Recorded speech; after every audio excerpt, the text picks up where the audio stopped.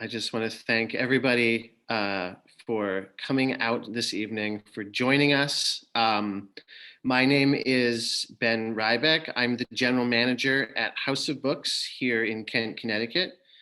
And it is a great privilege tonight to have David Leff and Eric Lehman joining us to talk about their new book, New England Nature.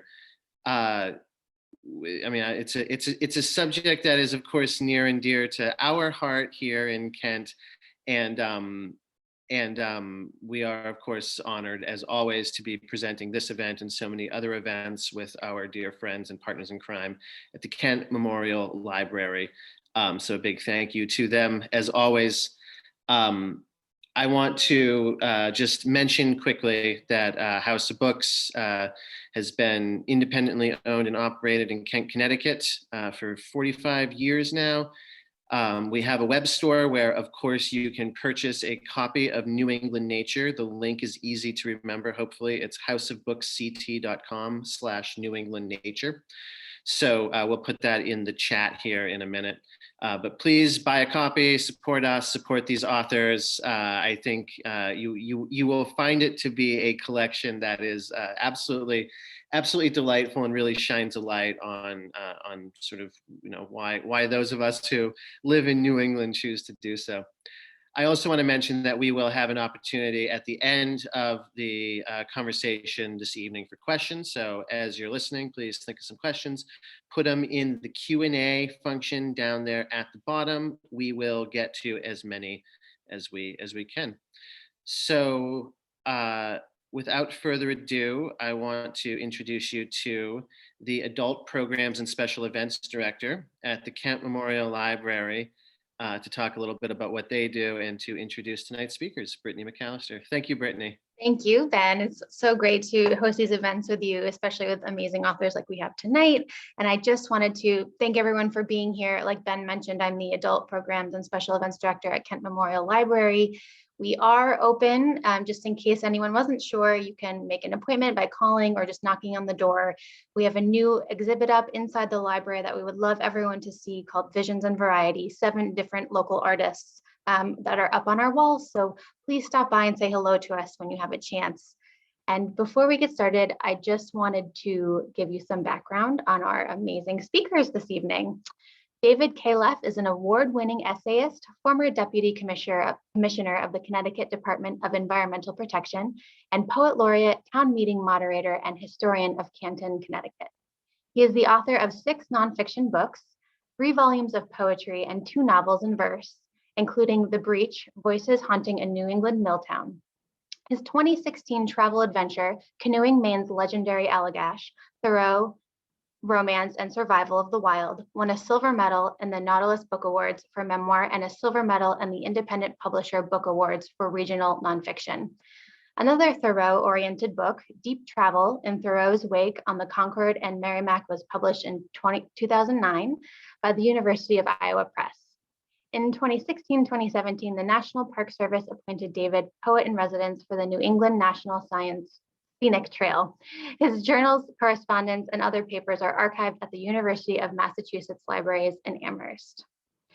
And of course, Eric the Lehman is an associate professor at the University of Bridgeport and the author or editor of 19 books: Insider's Guide to Connecticut, A Connecticut Christmas, Connecticut Waters, Connecticut Town Greens, Quotable New Englander, Yankees New England Adventures, and New England at 400 from Plymouth Rock to present day, just to name a few.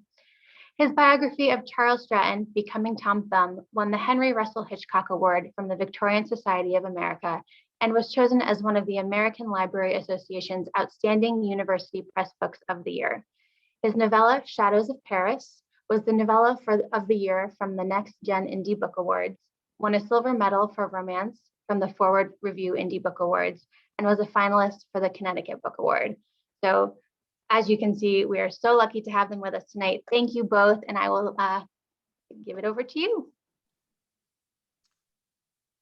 Hello, hello. So I'm very excited to be here tonight to talk to you. I see we have a number of participants who I, for some reason, can't see on my video, but I'm going to tell you tonight a little bit about the book itself and why we wrote it, how we wrote it, and then David's going to talk to you. Then we're going to share some excerpts from the book with you, just to show you the breadth and the depth of what we found. So when we were tasked with writing this book, we had the idea and we sent it to the publishers. And as you know, publishers sometimes put restrictions on you as writers.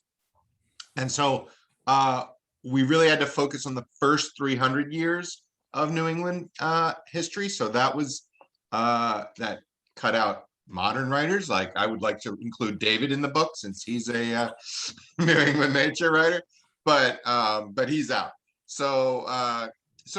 And the other restriction, which David particularly was upset about, was that we were not going to include any poetry.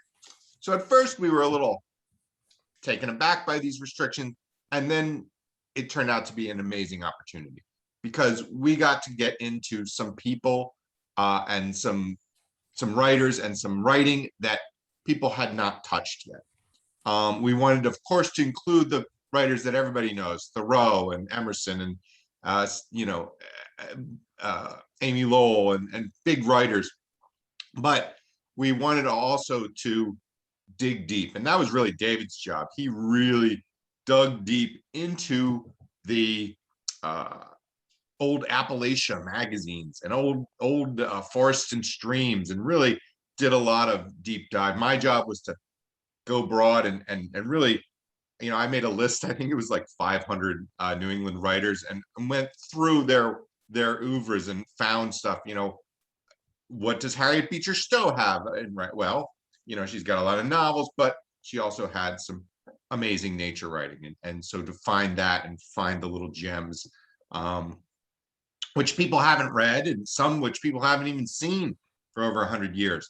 And so that was really exciting. And we found, writing from that spanned the entire realm of writing. We have science-based writing or pseudoscience-based writing.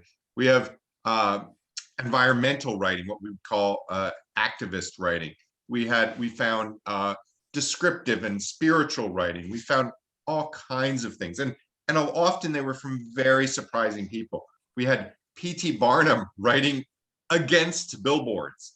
You think, oh, P.T. Barnum, the advertiser. No, he's writing and saying billboards are a bad thing. We have somebody, writing about fishing for trout. We have people writing about the beach, writing about the swamp, writing about the mountains, writing about what you're doing in nature, like maple sugaring or, the bad effects of lighthouses on birds. We think about the new, people are worried about birds running into windmills. Well, they were running into lighthouses back then. Things like we wanted to include fiction. We wanted to include people like Benjamin Silliman, who was, the first account of a meteor strike. So this was a opportunity, we thought, to really find what New England was all about, what their writing in New England was all about. And I think that you'll be very pleased with what we found, and we're excited to share a little bit of it with you tonight. David, if you would like to take over for a minute and tell everybody what New England nature writing is. What's the character of New England nature writing? Thank you, Eric. I want to talk about what makes the New England voice in nature writing distinctive. And, it's kind of a hard thing to pin down, to distinguish it from other places, but I have a few thoughts on it. And I think the first distinctive thing, the thing that makes New England nature writing somewhat unique, is the land itself. Individuals develop an intimate relationship with this countryside because it's both at a human scale and fairly easily accessible. It may lack the monumental character of landscapes out west, for example, but it's a landscape of fine detail and astounding, if sometimes subtle, beauty. And also there's been centuries of cycles of use and healing, exploitation. And you can see the remains of that if you take a walk in the woods or elsewhere along the seashore, pretty much anywhere. I mean, there's everything from Native American rock shelters and middens to farm stone walls. There's old mill dams and sluiceways from small scale and even larger scale industry. There's even old roads that are 20th century paved roads, such as Baldwin Drive up on top of West Rock.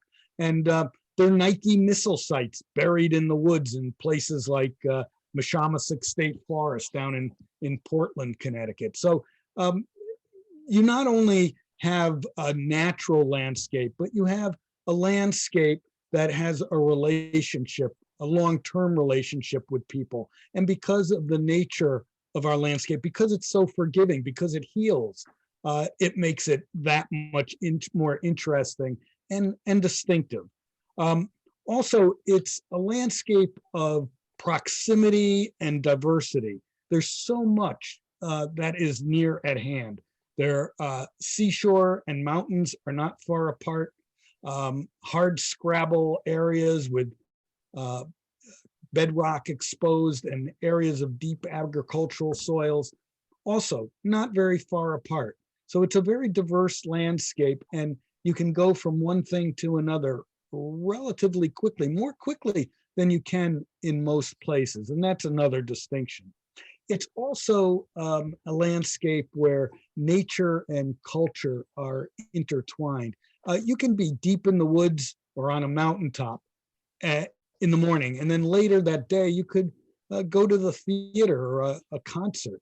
You can paddle a wild and scenic river, and later in the evening you could go to a professional ball game or have a dine in some of the finest restaurants in the world. So it's proximity, it's intimacy. There are a number of factors, but I think also it's also the culture of New England people that makes a difference. And at the outset, I want to acknowledge the stewardship of Native Americans on this continent for centuries before the coming of Europeans.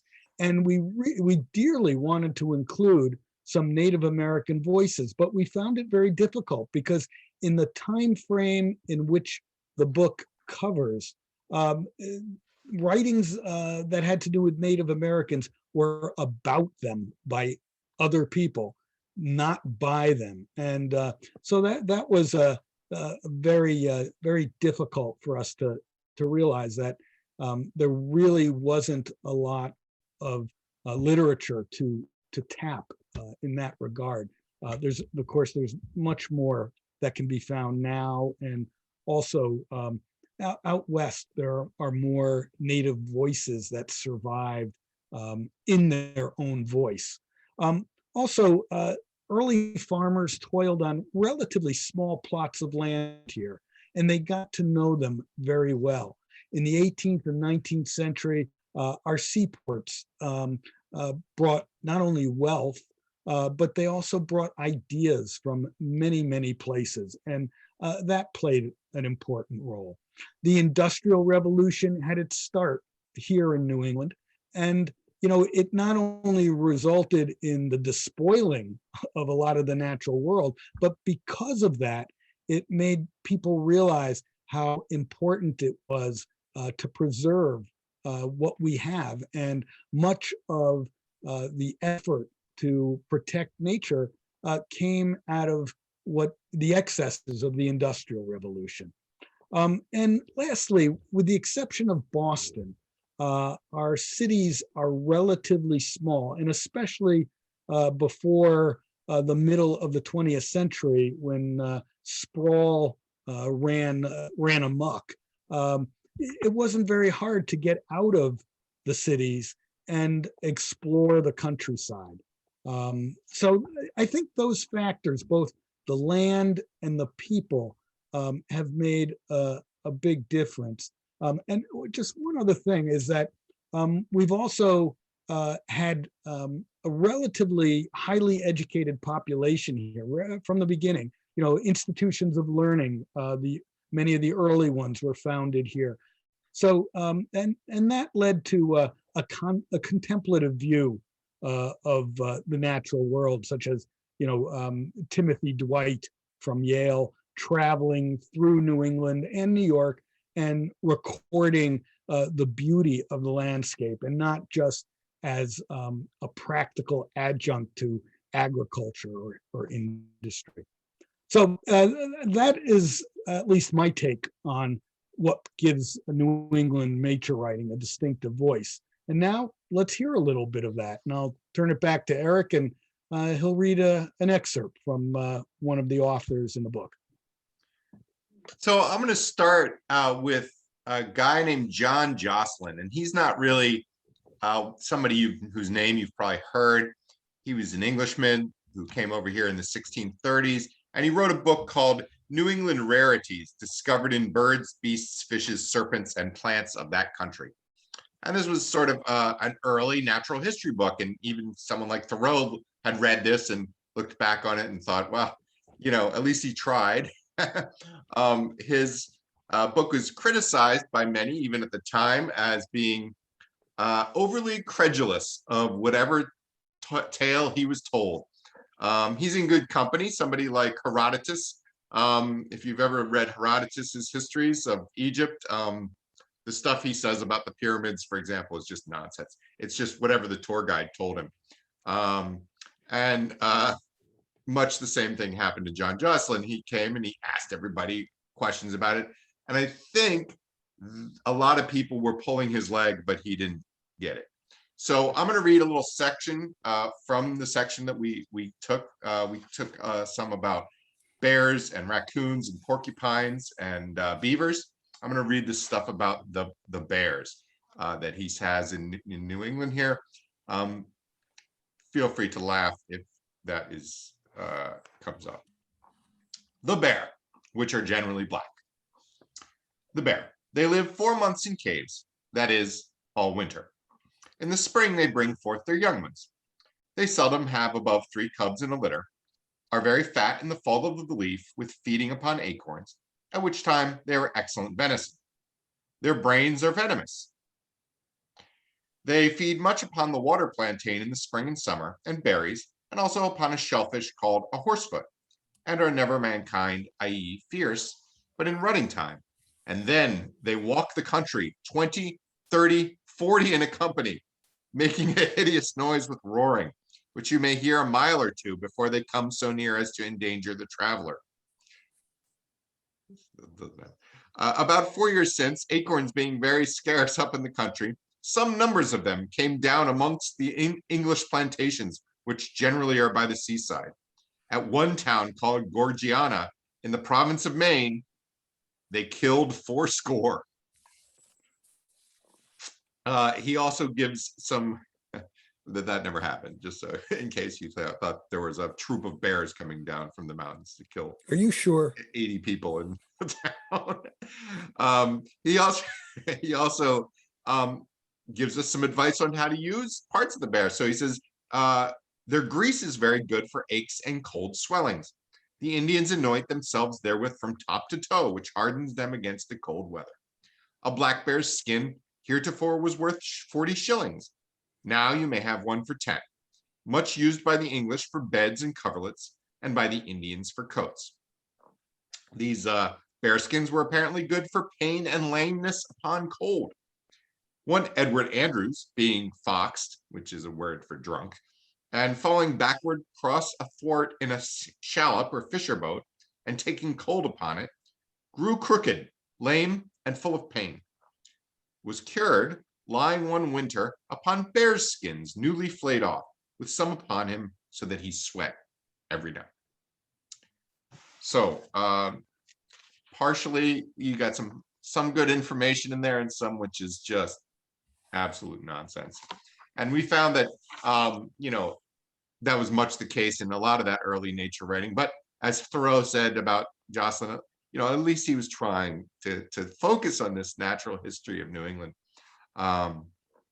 Very, Very funny stuff. I'll throw it back to David. Okay, I'm not so sure that Jocelyn isn't right. You know, I think they're just trying to hide the truth. So I'm going to read an excerpt from an essay by Noah Webster, and of course, all of you know about his dictionary. And his birthplace is in West Hartford, and it's a museum and well worth visiting. But he wrote this essay in 1817, and it appeared in a couple of newspapers, and including the Hartford Courant on April 22nd, 1817, a date that today is Earth Day, which is very interesting considering what this essay is about. It's called Domestic Economy, but it's really a very prescient and early advocacy of good forestry and energy conservation. And these are two issues that are probably as important, if not more important today than they were in Webster's time. So it's eerily prescient when you read this. So I'll read a little excerpt from it. Domestic economy. When our ancestors first planted their habitations in this country, the first object was to clear the land for tillage, mowing, and pasture. Wood was an encumbrance, and it was consumed without regard to quantity. In conformity with this object, wide and deep fireplaces were constructed, for it was less labor to roll in heavy logs than to cut and split them. Almost 2 centuries have elapsed since this work of destruction has been carried on without intermission. Our habits have been formed upon this practice, and the annual consumption of 30 or 40 cords of wood by a family is considered as necessary and a matter of course. Provident men, however, begin to cast about for a means of saving fuel. In truth, our country cannot sustain the present consumption of wood for a century to come. We must either reduce the annual consumption within the limits of the annual growth, or that time will arrive when we must search the bowels of the earth for fuel. And if we are not able to find it in the interior of New England, we must import it, or we must abandon the soil. It is of the more importance to attend in season to this object, as some future time we must depend on more, our manufacturers must depend on more for our clothing and utensils than we now do. And how are our manufactories to be supplied with fuel? The first object that requires attention is to nourish and increase the growth of trees for fuel and timber. Every farm should contain a tract of land covered with trees, the annual growth of which should be equal to the necessities of one family at least. Experienced farmers will best judge of the best mode of treating woodland for the preservation of the wood and for encouraging the most rapid growth. The next object is to reduce the amount of consumption. Within a few years past, much attention has been paid to this object, and many experiments have been made, some of them with no inconsiderable success. The great point to be gained in the use of fuel is to confine the heat and prevent its escape in the current of air which it generates, and by which combustion is supported. In our common fireplaces, a great part of the heat is entirely lost. And then a little further on, he writes this. Our country has been favored beyond example for many years past in agricultural and commercial prosperity. The effect of this has been not only to furnish the means of improvement, but the means of buying and ambition. We are habitually disposed to spend all we can get and something more. And under a depressed state of business, these habits become extremely inconvenient. But it is the ordinance of Providence that men should live within their means. We must come to this sooner or later and adapt our manner of life to our circumstances. With a determination to do this, we shall soon find that we are not forsaken by a bountiful providence, but we are not merely to seek the means of subsistence for ourselves. We are not to waste and destroy for the sake of the present enjoyment. We must not strip the inheritance of its wood and its fences and its timber and leave it barren and impoverished to the next generation. We must not be so improvident as to render our country uninhabitable. Cold as the climate is, New England may, and with provident management, forever supply food and fuel to a numerous population. Now, the language is somewhat antiquated. It's over 200 years old, but the sentiment is as contemporary as any environmental writing today. It's pretty amazing, pretty amazing. Eric? Thank you so much, David. I loved hearing that again from your voice, the Webster. It's really, it's so amazing that he's writing that so far ahead of time. And then, that's amazing. It is indeed. So, so we've heard of scientific, you can call Jocelyn scientific writing. We've heard one about the environment, plea for the environment. I'm going to share you one that is much more elegiac and sort of spiritual almost about nature. And this is a fascinating person for this to come from. It's not Ralph Waldo Emerson or somebody you might think of like that, but rather W.E.B. Du Bois. He is from Great Barrington, Massachusetts. He's the first African-American to get a doctorate from Harvard. Of course, he helped found the NAACP. His book, Souls of Black Folk, was one of the seminal works of nonfiction of the 20th century. If you go to the Modern Library, like best American books of the 20th, it's I think it's at number 3. It's really an important book. He was an important thinker in the early 20th century, but he also wrote beautifully about nature. And so that was really amazing to find nature writing in his memoirs. This is from a memoir called Dark Water that he wrote. And it's about Maine. It's about Mount Desert Island, Bar Harbor. And so some of you who've been there might hear some echoes of your own experience there. Bar Harbor lies beneath a mighty mountain, a great bare black mountain that sleeps above the town. But as you leave, it rises suddenly, threateningly, until far away on Frenchman's Bay, it looms above the town in withering vastness, as if to call all that little world petty, save itself. Beneath the cool, wide stare of that great mountain, men cannot live as giddily as in some lesser summer's playground. Before the unveiled face of nature, as it lies naked on the Maine coast, rises a certain human awe. God molded his world largely and mightily off this marvelous coast, and meant that in the tired days of life, men should come and worship here and renew their spirit. This I have done, and turning I go to work again. As we go, ever the mountains of Mount Desert rise and greet us on our going, somber, rock-ribbed, and silent, looking unmoved on the moving world, yet conscious of their everlasting strength. About us beats the sea, the sail-flecked, restless sea, humming its tune about our flying keel, unmindful of the voices of men. The land sinks to meadows, black pine forests, with here and there a blue and wistful mountain. Then there are islands, bold rocks above the sea, curled meadows. Through and about them roll ships, weather-beaten and patched of sail, strong-holed and smoking, light gray and shining.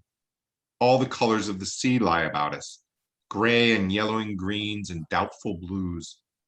Blacks not quite black, tinted silvers and golds and dreaming whites. Long tongues of dark and golden land lick far out into the tossing waters, and the white gulls sail and scream above them. It is a mighty coast, ground out and pounded, scarred, crushed, and carven in massive, frightful lineaments.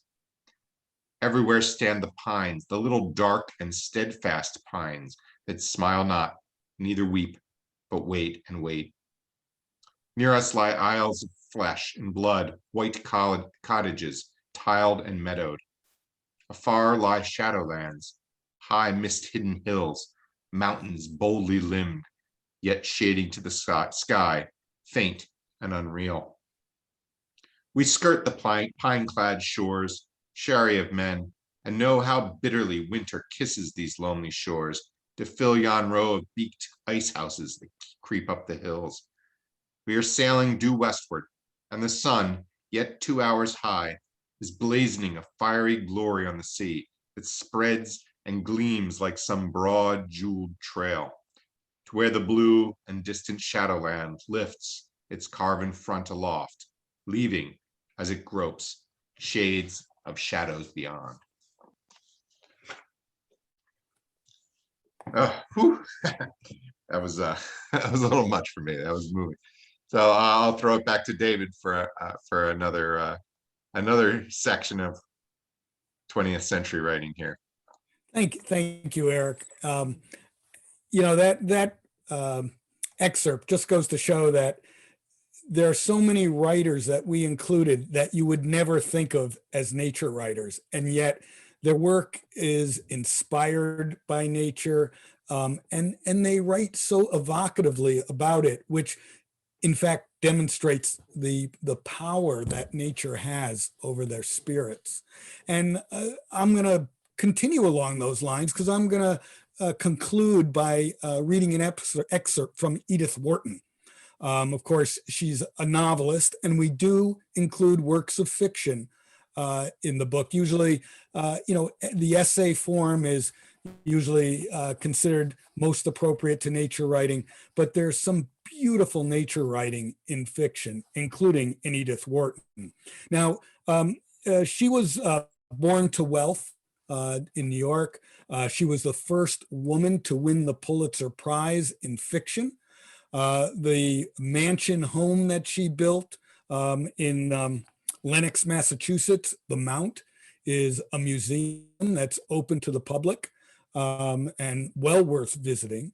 Now, she wrote a lot about landscape and landscape architecture. She did write some nonfiction in that and other fields, but not really nature writing.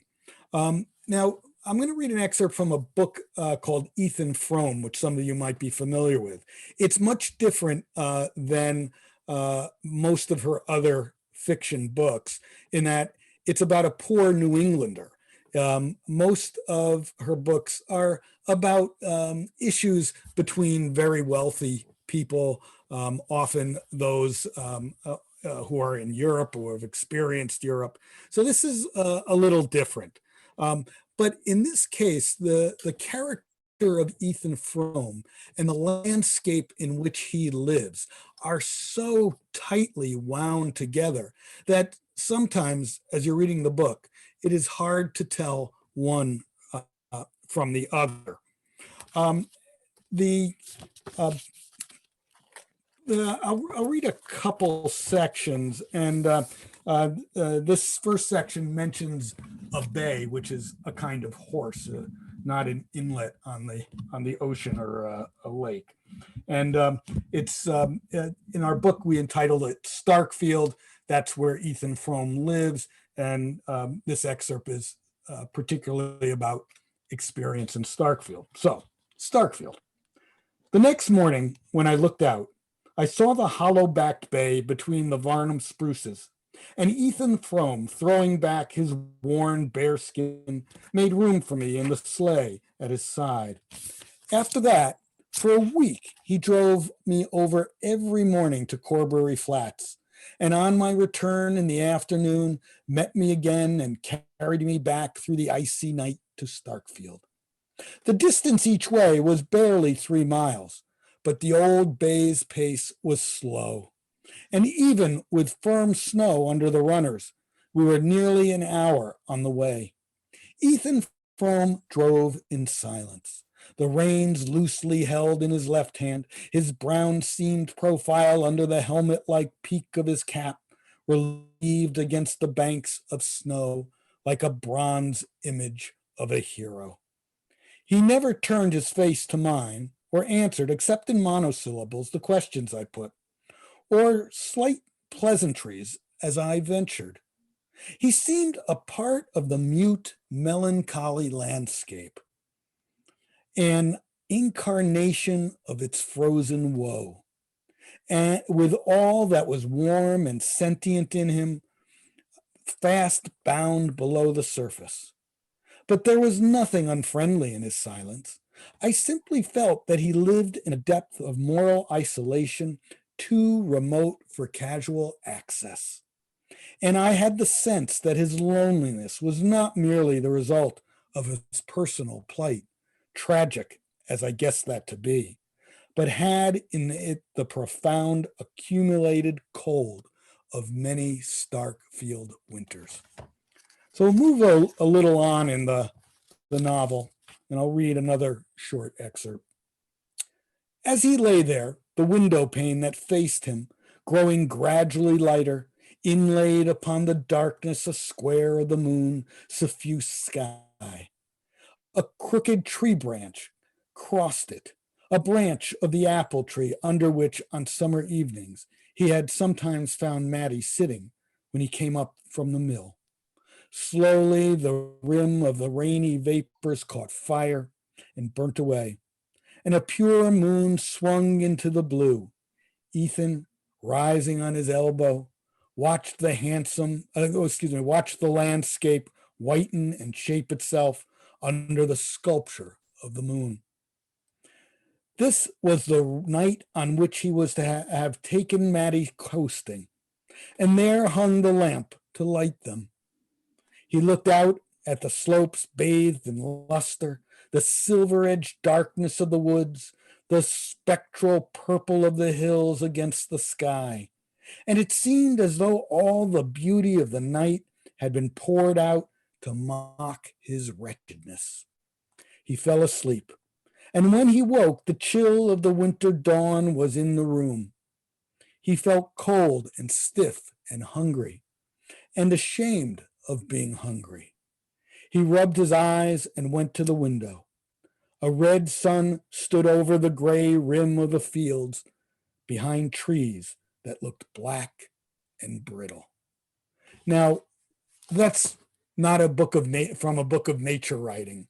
It's a novel about characters, and a very compelling novel at that. And yet, that's some of the most beautiful nature writing you will ever read. It's just amazing. And as Eric pointed out at the beginning, that was part of the joy of this project, is not only discovering writers that whose voices had been silenced for so long and being able to put them back in print, but to also focus on the nature writing of those who aren't considered nature writers per se. So I want to thank you for joining us. And now we'd be delighted to answer any questions you might have. Thank you.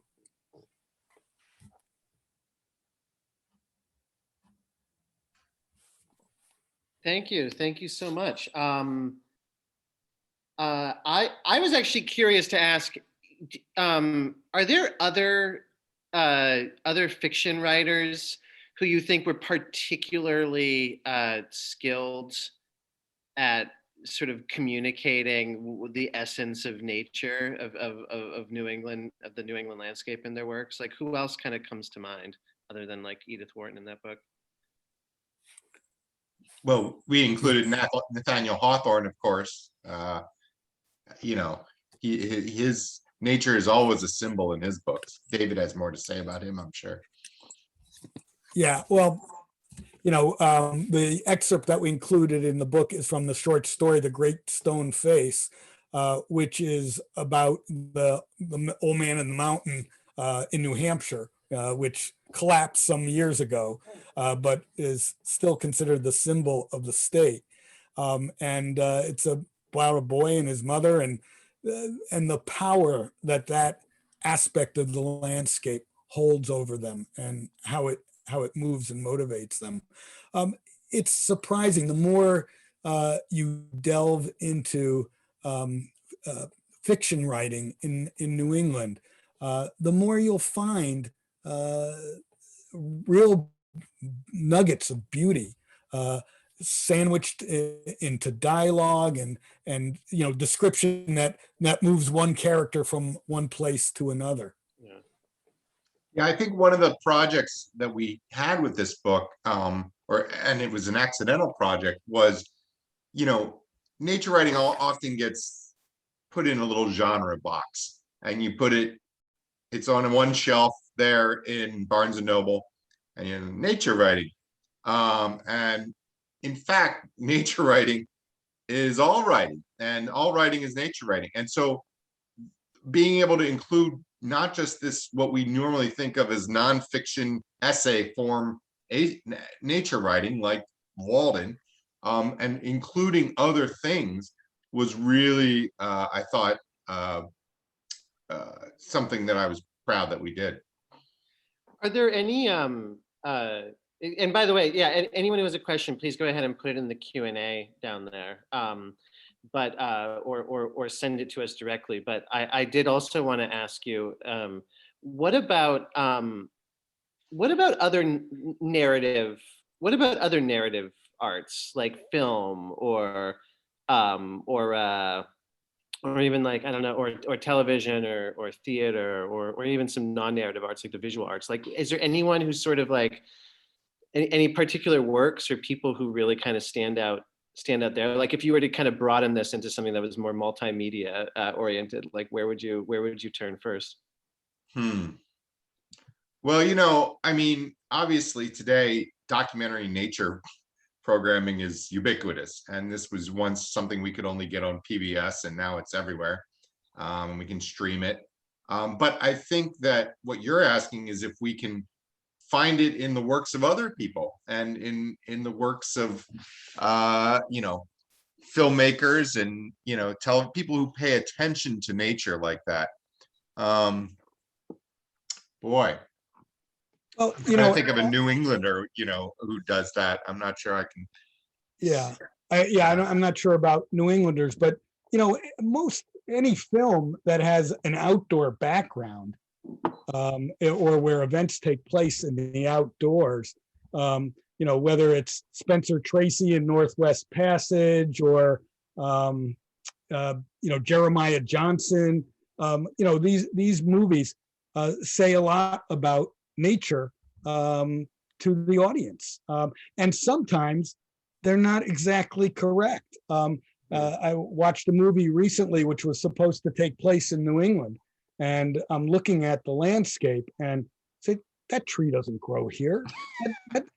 That's from California, or in this case, it was from Idaho. Or sometimes you'll hear California frogs in a New England, a movie about New England or the Northeast. So, I think sometimes movie directors don't do the proper research, or they think the public isn't going to notice, and most people probably don't. But it tends to irk me a little bit, and I think nowadays people are more careful about that kind of thing. But there was a period where movies were made in California, and they kind of fit the narrative to the landscape that they had. So one question I have here is since you both were already coming into this project so researched and knowledgeable about New England and Connecticut, was there anything that was like truly surprising to you that you discovered when you were creating this book? Well, yeah, I mean, really sticks out to you.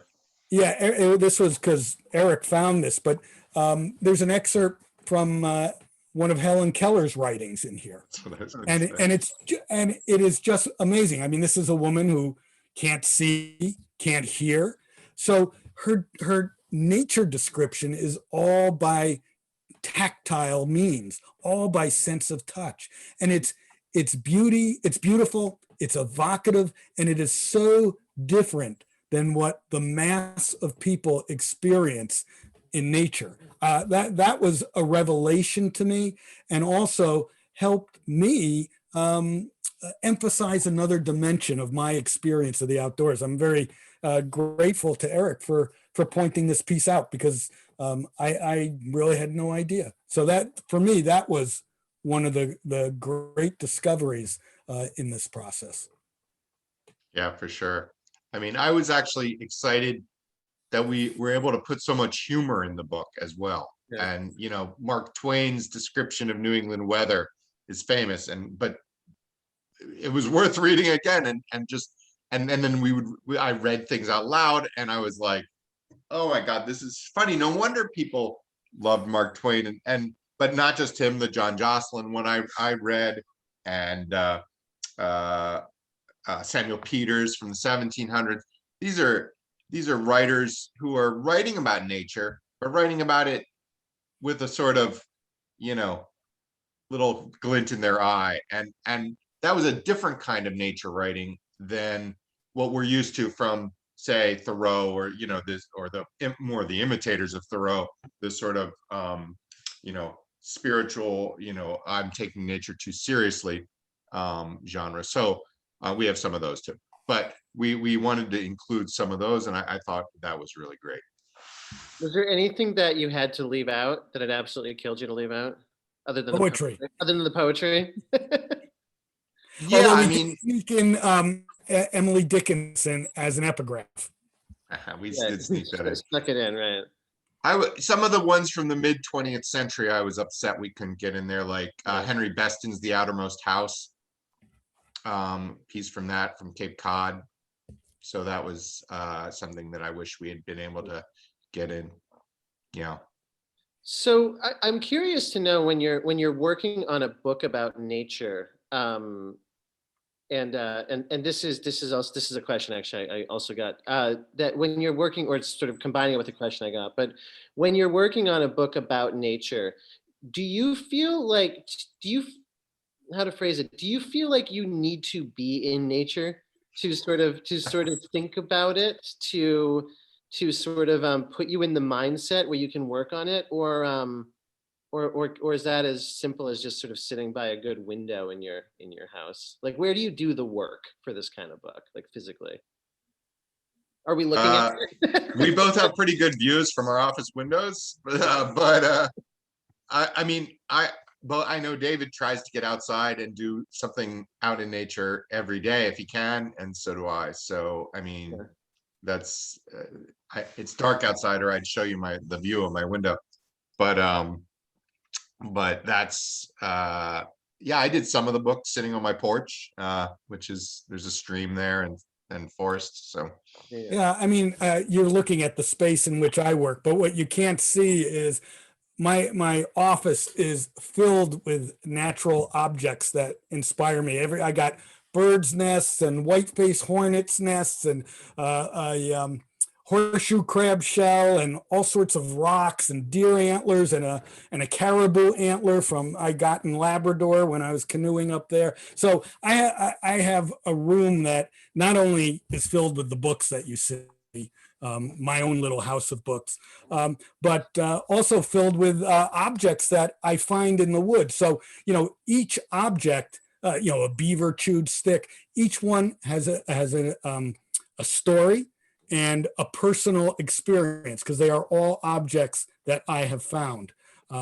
Birds' eggs, and all sorts of little pieces of the natural world. So I look at those, and those help bring me back to the places where I found them, whether it was on the seashore or in the mountains or out in the wilds of Labrador. And so that helps give me some inspiration, even though when I do my writing, I'm inside. yeah, for sure. I'm looking at a deer skull right now, and behind me is my grandfather's arrowheads that he found. So same thing. Yes. I have another question here. If you could describe New England nature to someone who had never visited or seen photos, what key points would you make? Ooh. Oh man. I I like what David said earlier about close by, being how nature is we're interacting with it in much closer than, I mean, obviously we don't have as big of mountains or as, wide of plains, but it's all right there. And, I can walk out my door and be in the forest in a minute. And I think almost everyone can drive 5 minutes and be there from wherever they are in Connecticut or New England in general. David, what would Right. you like to say? Yeah, I mean, I would call it a kind of intimacy, a marriage of nature and culture. Mm. Nature is around us, but also even if you want to get to a fairly remote place, it doesn't take too long. You don't have to drive an entire day to get there. And there are fascinating pockets of nature within walking distance of where most people live, or a short drive at the very most. David wrote another book. I thought I had it here. David wrote a book about that called Terra Nexus. And so about that, the marriage of nature and culture. So I encourage everybody who's interested in that to take a look at that. This might be an impossible question, but where, sort of along this line, let's say you were talking to someone who said, I hate New England, never have any interest in it, don't want to go there, don't want to live there, don't even want to visit there. What one place would you take them to? Kind of change their mind.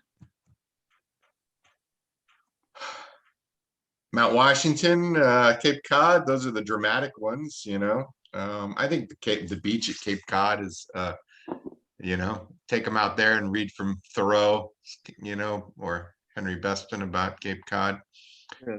The knife edge on Mount Katahdin. The knife edge, yeah. I mean, it's remote, it's hard to get to, but it's such a breathtakingly magnificent place, especially because, Katahdin isn't just like a single summit. There's that vast tableland above tree line. On a clear day, which you don't always get, you can see, just what looks like endless forests and lakes shining like silver platters, one after the other. But just the raw element of nature, the rock and the lichen and the almost as if it's unfinished from the hand of the creator. And that's where I would take them, to Mount Katahdin. I'm going to say Mohegan Island. I think that would be. Yeah, that would be a great place too. It has that little tiny village, which is very New England, and it's 10 miles from the coast, and it's just, that to me is like New England in miniature right there. Yeah, that's where nature and culture are intimate. They're married there. I think one last question before we wrap it up. Is there any other region of the United States that you feel compelled, that you would ever feel compelled to do a book like this about? Like if you had to do a book like this about another region, what would that be? Pacific Northwest, maybe. Yeah. But I think that's as close as, I don't know. It's a tough. I'm sure there's, I grew up in Pennsylvania. So you have somebody like John James Audubon there, and you've got Daniel Boone and all that stuff, and so maybe I'd go back and investigate that a little bit more. Yeah, I would agree with Eric on the Pacific Northwest, but also it would be a toss up with the northern reaches of the Midwest. The borderland of Minnesota and Wisconsin, the Upper Peninsula of Michigan. Those are fabulous places. Yeah. Those are for nature, and also have a very distinctive culture about them. Yeah. Hemingway's Last Good Country up there. Yes. Right. Yes. Well, thank you, Eric. Thank you, David. Thank you both so much for being here. Thank you to the Kent Memorial Library. Thank you to everybody who joined us tonight. I just want to mention again, please pick up a copy of the book. You can order it online at houseofbooksct.com/New England Nature, or swing by. We are open for masked and limited capacity customer browsing, but we are open, so swing on by. Eric, David, once again, thank you both so much for being here. And- Thank Thank you. you. And have a good night to everyone. Bye-bye now. Bye-bye.